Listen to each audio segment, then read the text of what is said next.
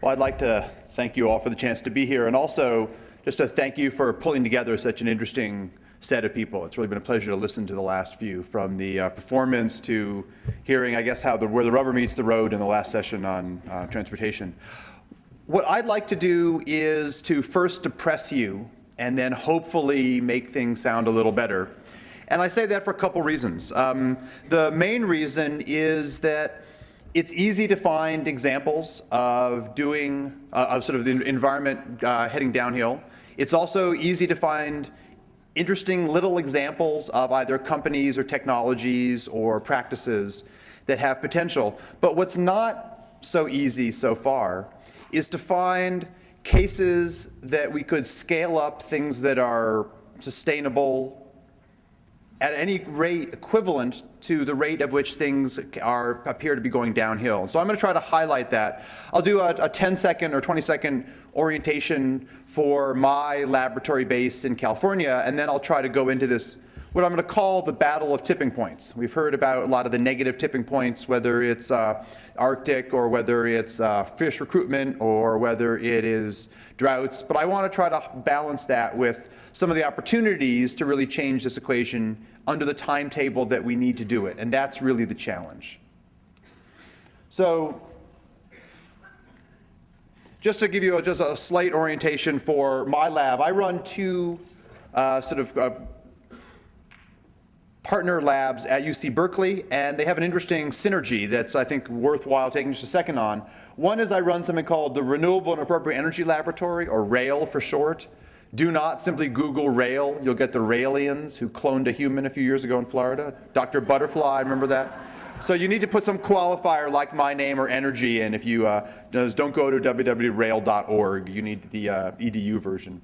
And we work on everything from models of optimizing clean energy production, transmission systems, smart grid issues, both in the US and China. And also we work on sort of the other end of the spectrum with trying to develop and disseminate improved efficiency cook stoves, very low cost solar panels, et cetera, a variety of technologies. This is sort of my traditional university hat, where in the 25 or so students in the lab, they're mainly students. A few of them aren't students and should tell me that, but most of them really are. And so this is sort of the hub of romper room creativity. The other side, though, is I run a transportation sustainability research center where we have a small fleet of electric vehicles, fuel cell scooters, a variety of technologies, autonomous buses, et cetera. And this is much more professional. More of the staff there, maybe 20 of the 25 people there, are employed on long-term grants from state agencies, the Western Region National Governors Association, to work on implementing transportation solutions. And so there really is kind of a, unwashed, working all night student crowd, and then a hopefully better bathed, more professional team over here. But they interact in a whole set of projects. And I want to highlight that back and forth between thinking up, implementing new ideas, and putting them into practice. And that's really what I want to get to after I depress you for a little bit. I'm going to start again with this issue that we really need to keep the climate crisis in perspective. All short-term noise and issues and badly managed issues around ClimateGate, and why is it that the head of the Intergovernmental Panel on Climate Change chose this moment to write a soft porn book about his exploits or someone's exploits. These are not really helpful in the short term, but they really do not detract from the big picture issue, and that really is that we need to implement dramatic change in the economy. Effectively, we need to recreate a different industrial revolution and implement it in the next 40 years when it arguably took the last 150 to get to where we are now. That's a huge problem of capital, innovation, mindset, et cetera. Part of that is that we are going to need to develop new technological solutions and leverage tipping points. Another one is that we are going to have to get serious about this price on carbon, and we've heard in many people's comments prior today, whether the carbon tax, and we know that tax is almost a four-letter word, and cap and trade, and the version that is kicking around in the Senate as a new entry and has actually been endorsed by a committee I served on in California, that's a cap and a dividend, giving a chunk of money back to individuals from the tax. There are some pluses and some significant minuses in doing that. It masks the effect a little bit, but it may be able to get some political action. And the last thing, and a colleague of mine, a good friend, Pam Matson, who heard from this morning, and I have sort of commiserated and schemed on the last topic here for years, and that is we really have to have a science of sustainability, of systems thinking, of training people both in academia and in particular outside, how to think about energy not as I touch the elephant's tusk or nose or rear end, I understand the whole creature. People who do that are in incredible short supply. And if there's any lack that's more important than funding, than technology, than carbon emissions, it's that we do not have this energy systems thinking. There is no systems science out there yet. It is the biggest block, and that's why I was so pleased to hear the students talking about their efforts, because they are the ones who are going to do it, and if we can give them a chance. I want to highlight something, and with all of the issues around climate change and all of the debates around it, again, those people who are sort of deeply embedded in the process, and I just came back from one of these intergovernmental panel climate change weeks in Oxford just last week. There's lots and lots of fluff around the edges, but I want to just highlight that we need to keep in mind how dramatic the story is. And since all talks are finite in length, thankfully for everyone here, I kind of try to always keep up what's a good latest version that tells the story in a nutshell. So what I'm going to show you is a NASA compilation. I only have the version through 2007 here. The 2008 numbers are now done, but I don't have the full animation for it. What I'm going to show you is going to be a synthetic image of the summer minimum sea ice. So this is a snapshot either in late July or early August, depending when the minimum is deemed to have taken place. And this is going to show the running average of that time of minimum ice in the summertime over the Arctic. Of course, there's going to be noise in the record, but there's also going to be two things of interest. One is going to be a trend, and then one is going to be a suggestion or a hint of these kinds of dramatic discontinuities. And let me see if I can actually advance this one properly up. Would you guys mind in the back just clicking inside? There we go. So this will show, again, just zeroing in and showing this is in million square kilometers of sea ice during that summer minimum. And you can see there is, of course, noise in the record as we'd expect. There is also a downward trend in noise. I debated Bjorn Lomborg in '97, and he tried to argue that that 2-year record showed that we were getting more ice. You can see if you look overall, there's been a pretty steady downward trend. And 2007, and it turns out 2008 numbers are going to come in right about here, show a real dramatic drop. Now there's, I think, two ways to read this record. One is, over 30 years, there's been a pretty dramatic, steady trend that's dropped that minimum sea ice by about 50%. And then, depending how bold or whatever we'll call it you are in terms of thinking about too few data points, there's the hint of one of these abrupt tipping points. I am personally not ready, for a couple reasons, I've seen the next bit of the record, to say that we have abruptly seen one of these climate calamities happening. But I do think that it's these sorts of long records. Notice I didn't show you a model, even though I'm a modeler. I showed you a pure empirical record about climate. And if you think that there's, bits and pieces in here, Bjorn Lomborg highlighting, oh, I think things are looking not so bad, that is a pretty dramatic record. If we kind of sum these sorts of stories up, the set of models that the climate community has been looking at are reflected in a whole variety of these curves here. The actual data records are the records along here. The last couple of years of data have come in above that, above even the worst of the models. And I highlight that for a couple of reasons. One is that for all of its faults that have been played out in the presses for some good reasons, this intergovernmental group of scientists, at any moment, roughly 2,000 scientists involved in the process of writing, synthesizing, reviewing, critiquing, that the data they work with are inherently out of date. They only work with published data. They should be a little more careful every now and then when they misread numbers off of a Himalayan data set. But this shows the fact that the trends are bad, and in fact, they are worse than many people think. And so from that climate record I showed to the kind of records of how much, despite a lot of talk about some interesting climate protection efforts, we are not yet there by any means. We haven't even slowed the rate of growth yet. So we have a huge change to put in place. And I could spend and fill the next 40 minutes very easily with increasing numbers of depressing stories about this. Just to spare you from that, I'm going to switch over to the other side of the equation. But it would be really remiss of me not to highlight again and again the record we have even in places like California that have passed a high-profile climate law, are not a reduction in emissions. They're barely, in some cases, a slowing in the rate of growth of emissions. So we have not turned the corner in any form, and in fact, the number of these negative tipping points, like I suggested with that Arctic record, or another quite well-established scientific one, that if we continue to warm, that we continue to add CO2 to the air, that we will actually turn literally much of the world's oceans from a dynamic, well-circulated system into something more like a pond in several centuries from now.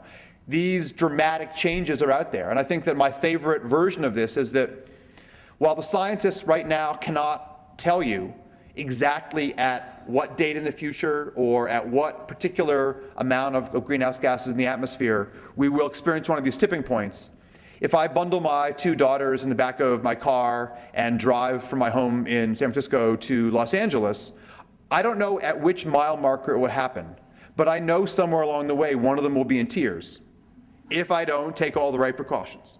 We have to stop for Skittles, we have to have movies, et cetera, et cetera. So I can't tell you, is it San Luis Obispo, is it Santa Barbara along the way, but if I don't take the right action, it will happen.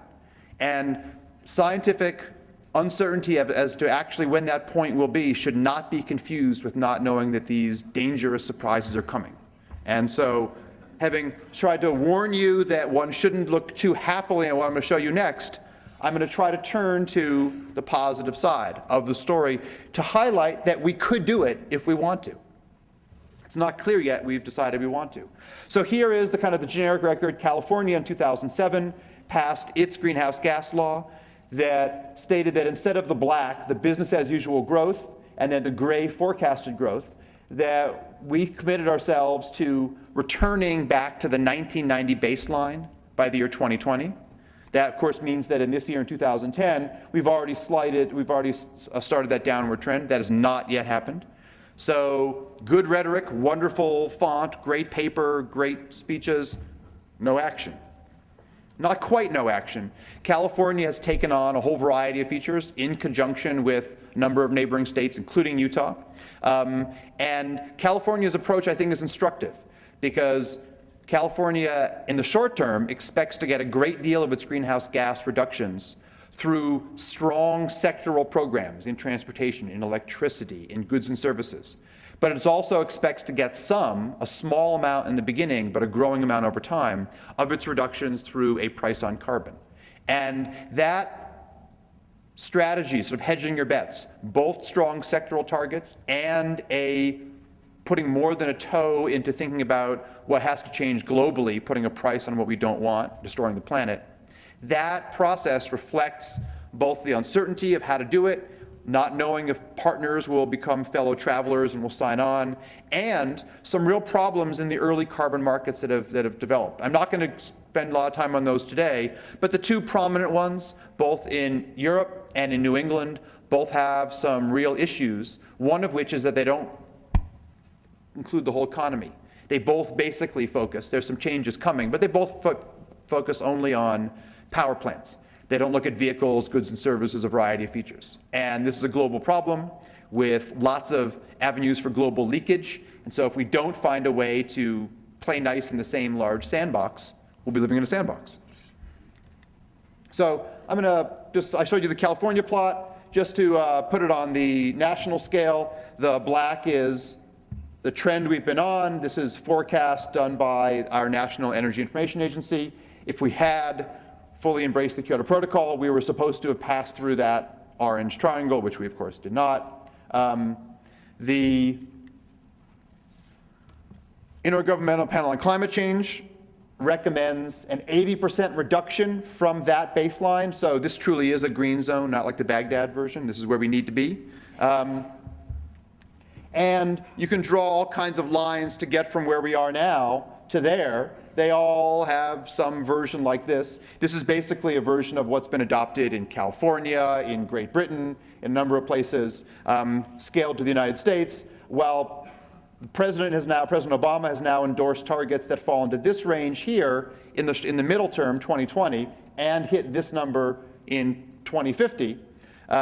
Europe has been arguing more for passing through this orange band here, and you won't get many experts who think that we have a strong chance to get through there, but I think most people are still optimistic that if we make a lot of changes, we can get down to here. But a lot of changes means a lot of changes. And again, what I'm going to spend my remaining 24 minutes and 28 seconds on is highlighting a number of not small, interesting incremental changes, but a number of options to really make big changes. And I'm going to frame these all in the sense of positive tipping points, but I'm also going to frame them in ways in which experts in the field, myself included, have been remarkably short-sighted and have been remarkably dense in thinking up novel ways to do things. This is exactly why the current incredible fluorescence of interest in energy and sustainability classes at campuses around the world is so heartening. When I started teaching the biggest energy class at Berkeley, it had 40 students in it. It now has 300 and a waiting list of 200. A friend of mine at MIT who teaches a similar version there has the same exact numbers. I suspect Pam at Stanford and I saw some rubbing a shoulder there. I hope that means a huge blooming in energy classes here. But I'm not so interested in just getting, while I value the physicists and the engineers strongly, I am one. Many of the interesting innovations I'm going to point to come from the real cross-fertilization of approaches that don't mean let's get some clever scientists and engineers to do more on this or some clever economists. Let's really figure out the ways within academia, within industry, within government, within social network circles and all to think very differently. And I'm going to try to use the examples that I'll run through today to illustrate that new sort of thinking and the new opportunities that are there. So one thing that has interestingly captured the attention of politicians left and right, I think I had my most confusing day on this when I've only received ever in my life one day a call from a presidential candidate while I was in the race. And that day I got calls from both presidential candidates in 2004, and they both wanted the same piece of information. Both then candidate for re-election Bush got on the phone briefly with me, and candidate Senator Kerry got on the phone, and they both wanted to know how strong was the job dividend by going green.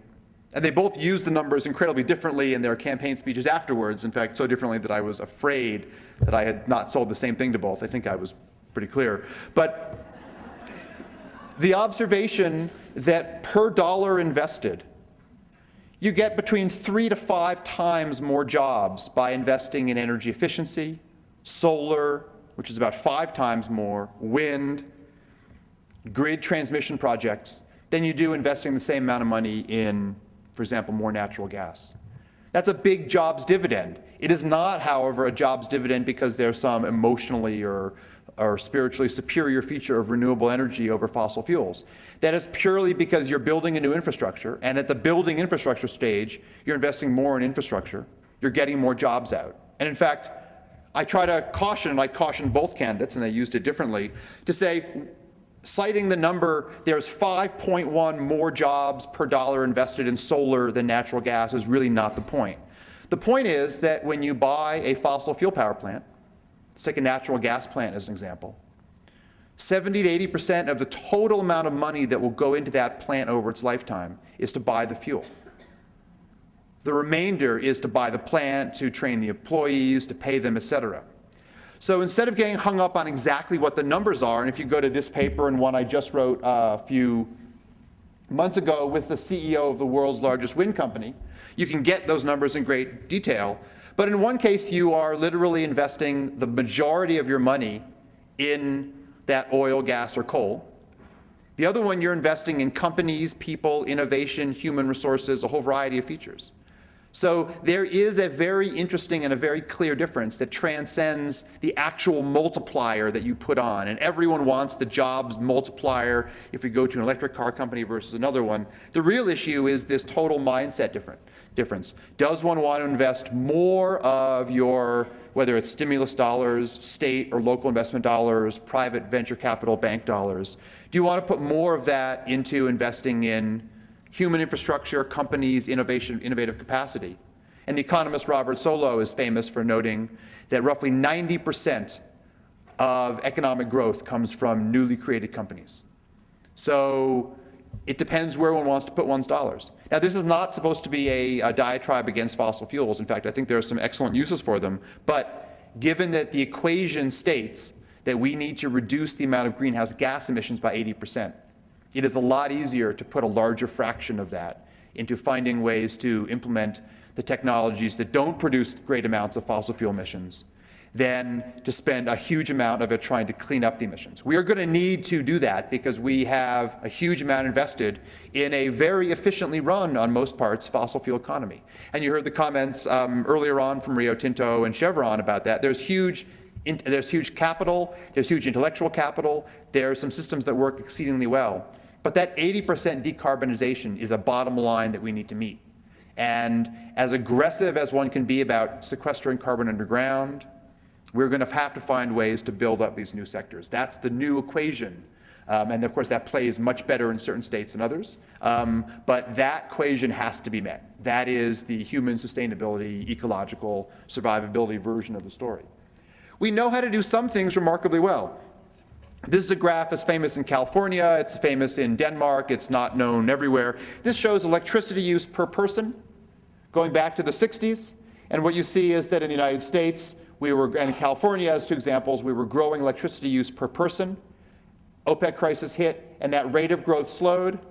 California, but also New York, Rhode Island, Wisconsin, a number of other places, Denmark, chose to implement a whole series of policies to reward energy companies for generating less, for investing in efficiency, for having better standards. Those policies, where implemented, have had some dramatic effects. A part of this effect is due to, of course, dirty companies leaving some of those states, and that's a problem of leakage we have to clean up. But there are some remarkable differences out there.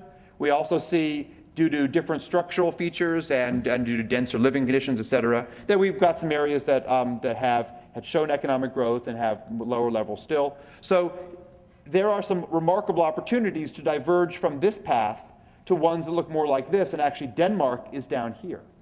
So there are some remarkable opportunities by investing in efficiency. This is the amount of electricity you consume per person per year, right? So this is a remarkable difference. This is 40% difference per person. Now, of course, many places have lots of new capitas, so California needs more power plants, as an example, because we have a lot more people. But holding electricity use per person constant for decades is a remarkable feature. If you asked the energy experts back here, they would have said it was impossible, flat out. There's lots of neat new policies emerging.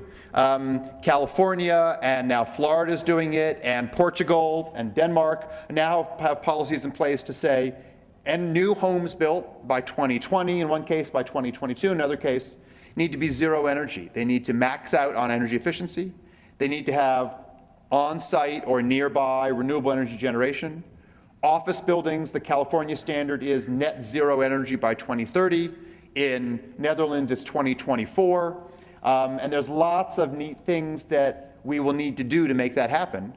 I would say half of the people who pass this don't know if we can actually achieve it or not yet. But it is the sort of target that generates the kind of interesting activity. And I'll give you some examples of technologies and policies that will allow one to think about making this sort of thing happen. So let me do a couple different innovations. I'll start off with the hardware, then I'll go to process and financing to kind of illustrate something for the engineer, something for the policymaker, something for the economists. And I'm, of course, arguing we need all of them. We recently completed a study of 9 different technologies to think about what was the possibility of each of these to grow to truly dramatic scale. Going to a gigaton scale, this is not my favorite term, this is called gigaton throwdowns. It's like Bobby Flay should be running it. But the idea here was essentially, for each of these sectors, what would it take to grow each one of them so that they're as big as the nuclear power industry is in the US today, including what would it take, could we do it, would we want to do it, to grow, essentially to double the nuclear industry. This study, done by a whole series of analysts, concluded that all of these had a chance to get there: building efficiency, wind, nuclear, geothermal, biofuels, solar, except plug-in hybrid vehicles were not likely to get there in the US. A study coming out soon by a similar group in China concluded that all of these could get here including electric vehicles. In China, the one that wouldn't would be food, would be the biofuels, because of real competition issues over food. So this is sort of a map of different technologies that different analysts think have a reasonable shot over 10 years, not over 40 years, to transform themselves. Here's my first example of stupidity. So this is a study that I was one of the North American representatives, either allowed or forced to participate in. This was, I've blown it there. This was the European analysis of the potential for solar to grow. And you can see that, there was 200 experts. They were all solar proponents, of course, and they analyzed and ran spreadsheet models and did all kinds of stuff. And they looked at what about the amount of solar from big fields of solar, from rooftops, from all kinds of technologies. And you can see that there was a whole bunch of growth curves that look pretty much all the same. And at that time in the 90s, this was done in 1994, the assessment was investing in big fields of solar was the answer. That was going to really transform the field. That was going to be the least cost way to do it. That was going to be the way to grow the system no end. And look how stupid we were. This is what happened. I stopped plotting it when it went off scale at the top. So what happened? When I was in graduate school and people talked about photovoltaics and solar thermal systems being even a measurable part of our energy system, if you started saying, I think solar can be 1 or 2%, you were seen as a crackpot who should really, be sitting on a commune, not doing real research. Now, people in the US government and European government are now talking about solar being 1/5 of our energy supply by 2030. It's a complete night and day transformation. I mean, it's just not even comparable. To put it in perspective, wind right now is 2% of our energy mix in the US, a little bit higher, and the official endorsed federal US government position, a position taken under President Bush, is that we have the technology, the capacity to grow to the wind sector to be 20%, 1/5 by 2030. You start talking about wind being 20%, solar being 20%, you're talking about a very different world. Why were we so incredibly wrong in '94?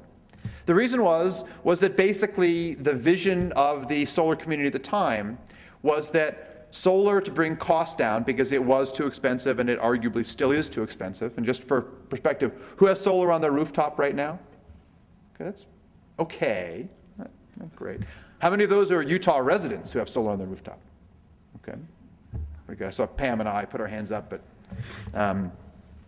so the assessment then was solar is expensive, so we need to build big fields of it, and we will then bring the cost down. Now, a big fossil fuel power plant is 1,000 megawatts or so, and the idea was we need to build 1 megawatt fields of solar, and there were a couple of them built around the country, a program called PVUSA, what a great name, Photovoltaics for Utility Scale Applications.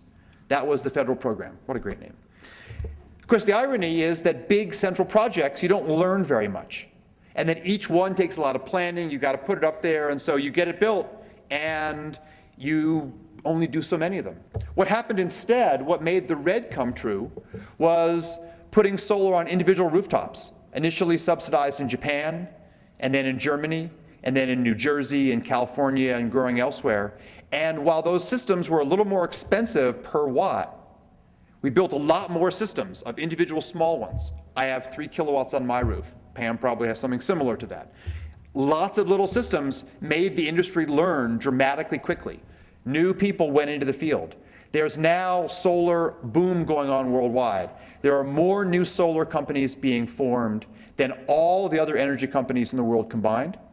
And solar and wind have been the 2 largest sectors of the energy economy. I don't mean in terms of percentage growth, because they started small, but in terms of globally installed new capacity. Solar and wind are the 2 biggest pieces. So that's a night and day change. We were wrong because we didn't think about the microeconomics of doing lots and lots of little systems. So here is another piece of stupidity. And this is the way everyone, I wager, in the room who has solar on their roof has it today. I apologize, but not very much for a tiny bit of electrical engineering. If you have solar on your roof of your business or home, you've got a series of solar panels, and they're connected together in series. That means one to the next in a daisy chain. They go to a box, an inverter, that makes AC power out of the DC. That box is right here, and that goes to your meter. Why do we do that? We do that not just because we're idiots, but because we are. We do that because solar panels are expensive, but also the inverters used to be expensive. You need one device that takes all of that summed up direct current and makes alternating current out of it. That's the way we did things in the 60s. This is absolutely retarded today.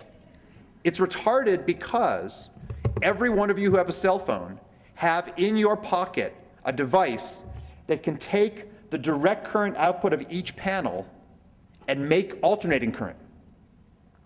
And when each panel makes its own alternating current, you get away from a huge bugaboo, and that is, in this system here, if that panel is shaded or has bird poop on it, or there's a cloud that's blocking part of the system, it brings down the output of every other panel in the array, because they're hooked up with water or sort of electricity pouring from one to the next. The only reason why we do that is because this device was expensive in 1962. That's the reason. Enter the cell phone and the power electronics in here. Now each of these panels can produce alternating current that goes direct to basically through a cable box, and that goes to the grid. And that changes the whole story. This isn't even an innovation with solar, it's an innovation in basic electronics. So here's an example. Here's a snapshot of my roof. These panels are on, they're producing near their maximum, but I've got a chimney right here, these panels are not on. In the old system, these would basically short out the whole thing until the sun got up high enough or I cleaned off the bird poo or whatever else. Now, each one sends its output. So here's a couple examples. Here's a home, and you can see this one right here. It's a pretty flat roof. There's only a tree shading a little bit of it over here. With AC power coming out of each panel, you get 10% more power out of the system. Remember, the solar panels are expensive, so 10% more power out's a big deal. Here's a case with a big tree over on the side here. In this case, you get a third more power out by simply having these individual small inverters that basically cost the same. They cost a little bit less than that one big centralized one. Why do we do it the old way? Not because there's any impediment, except that that's the way we used to do it. The company that came along and came up with this, they had zero experience in solar. They came out of Bell Labs and they looked at solar panels and they said, have none of you taken Electronics 101? They're now selling 100,000 of these units a month, right? That's an example of new thinking changing the equation. So the sum of their first, I think it's 400,000 units is, remember, solar panels are expensive. They're seeing between 5 and 25% more power out of the exact same solar panel by simply making this trivial bit of switch. Let me give you another example in a different sector. So here's just because I love this one right here. Here's an example of a big array with those inverters on the top. You find out that another feature is that, of course, if you have these inverters with each panel sending its power, you don't have some huge cable with 400 volts through it. You've got a bunch of little ones, so it's much safer. But my favorite example is one of their installations that's earlier this year was this one at the South Pole. So here's a system where the panels are wired around the box because they want to take advantage of when the sun's up all around the sky. But of course, if you wire these together, if this panel is facing the sun, that one's in the shade. So this is something that you would not want one inverter for, no matter what. So at the South Pole Research Station, they have these little microinverters, they're called, so that their unusual location on Earth maximizes the output. It's kind of a cute application. Okay, now I want to do a financial innovation. This actually started in our town in Berkeley. We're very proud of it. It needs some help scaling up, but it's done something kind of remarkable.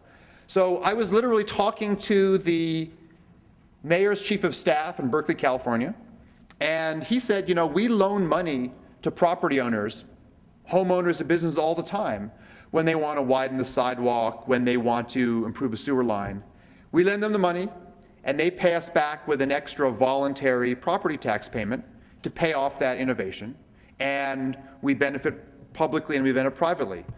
So we said almost at the same time, why don't we do that for energy, right? So this program has become to be known as the PACE program, and it's about like saying, how many of you would have a cell phone if you had to buy 20 years worth of minutes up front? Right? Even energy efficiency, the kind of the great game changer because it pays back so quickly, you still have to pay for the hardware up front.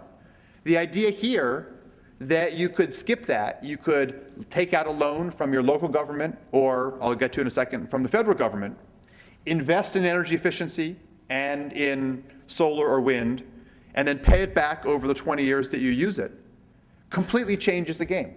It takes a good new idea, energy efficiency and clean energy, and it flips the financing overnight. So 2 years ago, this idea did not exist, at least not in the energy sector. Berkeley implemented it, but in classic Berkeley, California style, got into a little tizzy about it, and refused to support the efficiency part. It's kind of an embarrassing part of the story. But thankfully, other places nearby, Boulder, Colorado, Babylon, New York, Palm Desert, California, and 10 states have now passed legislation to allow communities to do this. This is now a piece of the Waxman-Markey bill, and the national spokesperson for this program, the PACE program, is the Vice President of the United States. So this is an idea that literally has caught on in a second. Now, what it needs is the breakthrough to scale up, because every single city around the country is not likely to have the time and the staff to work out the program, to do the financing. So the next stage that the White House is working on is a way to potentially use some federal stimulus money, set up a revolving credit scheme so that probably states would access that money and then lend it out so that property owners, businesses and residents, could essentially go green. Now, that makes a great deal of sense. There is a social justice problem here, of course, and that is the property owners, homeowners, or businesses tend to be more affluent. So this program, because it relies on property tax and has a nice feature of using property tax, the benefit is the investment goes with the property, not with the individual. So you invest in efficiency and you invest in green energy, and this goes with the property. So you are investing, you are building clean energy capital, if you will, in your property. But what it doesn't do is find a way to include renters and lower income individuals. So it needs another round of innovation to find a way to bring this to lower income Americans. But it solves a remarkable issue all at once. Now I'm going to conclude with the last bit of the story. This is just some data on states that have done it. Not so interesting. I'm going to skip that over. I'm going to skip the biofuel story because I'm just going to skip it. This, by the way, is tar sand production in Alberta, a major concern of mine. Utah shale oil is another concern of mine, but we'll leave that off because we're in Utah. The last thing I'm going to highlight, I think I'm going to skip those. That's a boring sub-example, is I'm going to end with, if I can get the clicker to go where I want it to, is this. Is this. And that is, one of the things that we are going to need to do is to get much more serious about recording and finding ways to bring down our carbon and our waste of energy footprint in a whole variety of areas. One of those is figuring out how much carbon is involved in not just electricity like I've described. I've skipped over transportation just to keep things short, but to find out what's the amount of carbon involved in goods and services. So something that the governor asked our lab to do was to build a calculator that could be made available to cities and individuals and businesses in California. And because our governor likes a big stick, the version that he's using is to ask kindly right now cities in California to utilize these calculators to determine what is the carbon footprint of the durables and the perishables they purchase. But also with a reminder that coming in time, it'll be after his term, so we'll see if the next governor picks it up, is a requirement that cities that receive state funding don't necessarily pick the lowest carbon choice, but they pick the lower choice. And this governor has decided that he thinks that thirds are a good thing. So green is good, yellow, ambivalent, red is no. So what he said is that cities should be required to be in the bottom third to receive state funding. So it's a way to start building the database, to make the database open so that companies, producers of products can challenge if they think the number isn't right, but to provide the data to figure out what is the carbon content of, it got cut off at the top, but transportation choices, housing, food, goods, and services. And then in this one, if you go to the summary, it'll, for each of the choices you make, it'll tell you about options and what they are. And again, I'll just close with that one. Just put up the websites. This is the version of the calculator that the state of California uses, sorry, right here. And this is the one where we're developing new versions. So I hope I've tried to run through a number of innovations that individually could make a big step. None of these are going to solve the problem alone. And in fact, the biggest problem is getting enough fellow actors, as Salt Lake City did with looking at low carbon transportation options and more affordable and also more equitable options, but finding ways to tie those stories together. It's those types of things that we're going to need these tools for. But the clock I began the talk with, this 40 years to absolutely make a dramatic change, that's hopefully the driver. And what we've seen, unfortunately, so far in Copenhagen and Washington, D.C., is nature's clock not being respected, talking about the politics of it, but not getting on with the story in areas like this, where we know many of these innovations can make a big difference. So thank you very much for your time.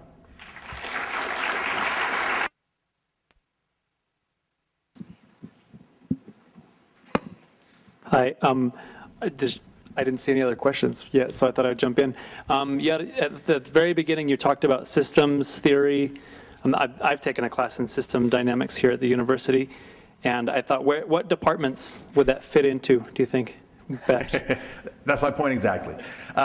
So we have people who teach engineering systems optimization. They're often in departments called things like operations research. I teach a course there myself, even though I'm not an OR person. We have people in ecosystem studies and ecology, often teaching ecosystems, food web issues. If I look at our entering students right now, the hottest new area for our students is thinking about sustainable food, slow food, food miles, all getting into the, the broader perishable consumption world. But we don't have places where we teach it. Again, Dean Mattson at Stanford has a school where many things come together. I teach in a quirky, small graduate group, University of California, Berkeley, that has a lot of students who do it.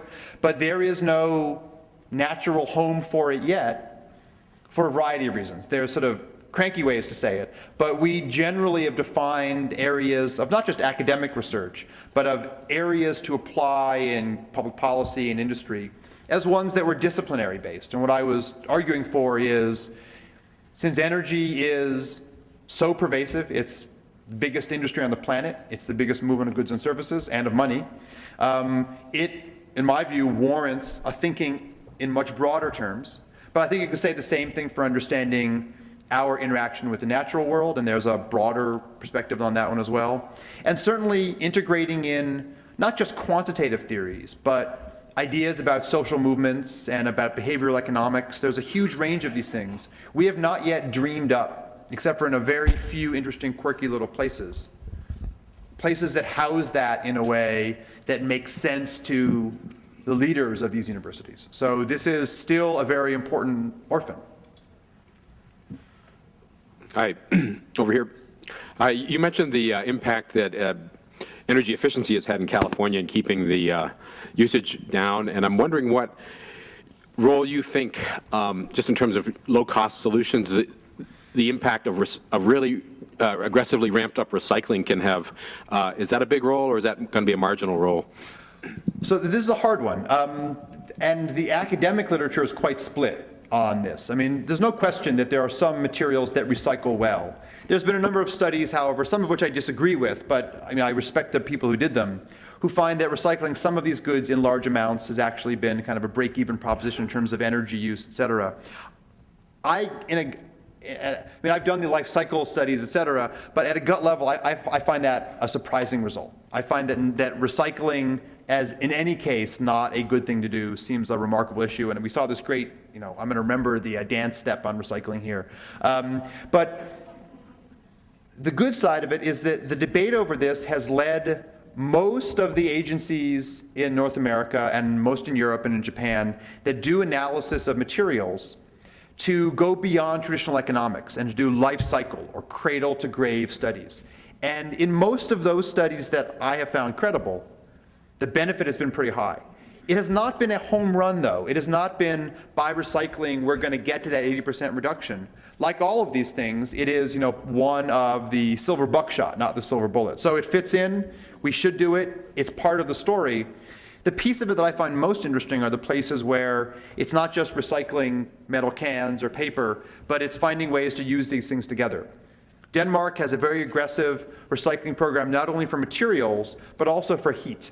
The reason why Denmark is so much more efficient than we are in terms of energy use per person isn't because their power plants are inherently better. It's because when a new company wants to locate, they are required to go through a process to determine what input needs they have and to match them up with other companies that have that as a waste product. If you need heat for processing, you should be sited next to an industrial facility that has waste heat. If you need water at the gray water stage, you should be sited essentially between a plant that produces gray water and the refiltering plant. That sort of smart planning is alien to us here, right? So it makes a huge amount of sense. We are just not accustomed to doing it. Very stimulating talk. 2 questions. You talked about 20% in solar and 20% in wind. How fast can we get there? And then I'm really interested in your thoughts about the other 60%. Okay. So, if I were to try to claim that I knew the number, of course I'd be dead wrong, just like driving my girls to LA. But the US government assessment for wind is that 20% of our energy from wind, that's a factor of 10 scale up from our 2% today, by 2030 is quite reasonable. My laboratory runs a model for the Western US, and we think that actually looking at how slow transmission lines have been to be built, expensive, et cetera, we actually think between 2022 and 2026 or 8 is reasonable, but that's sort of on the par of 2030. Then the same true is for solar. So I don't think there's any reason why we couldn't get there. We may choose not to, or we may be too greedy to get there, but 20% wind, 20% solar. Nuclear is already at that level. People's opinions vary dramatically on nuclear. I'm going to do the non-controversial version here, just because I don't know all of you personally, and say there's no reason to think that scaling nuclear down is going to change the waste problem much. I'll talk about scaling up elsewhere, but let's say nuclear remains at 20%. That's 60 right there. Geothermal could be 5. We could be doing ocean energy for 5. That's another 10. And then that remaining 30%, I see a reasonable route there for coal, oil, gas with capturing as much of the CO2 as possible. Now remember, I've just described a kind of a decarbonized path on the electricity side. The other side of the story, transportation, I skipped over here. Biofuels look more and more problematic as we look at them in large numbers, despite some really exciting claims about algae fuels, et cetera. But electrifying vehicles, and I did have slides on there that I didn't go through in detail, but electrified vehicles, this is the electrified jeepney that we worked on in Makati, so in Manila, for the e-jeepney question from the last talk. Makati has now decided that the new jeepneys that get licensed on the road must be electric. You cannot license a new diesel jeepney, only electric ones. And the idea that stop talking to me. And the benefits of going towards electric vehicles, despite the high cost of batteries, look incredibly attractive.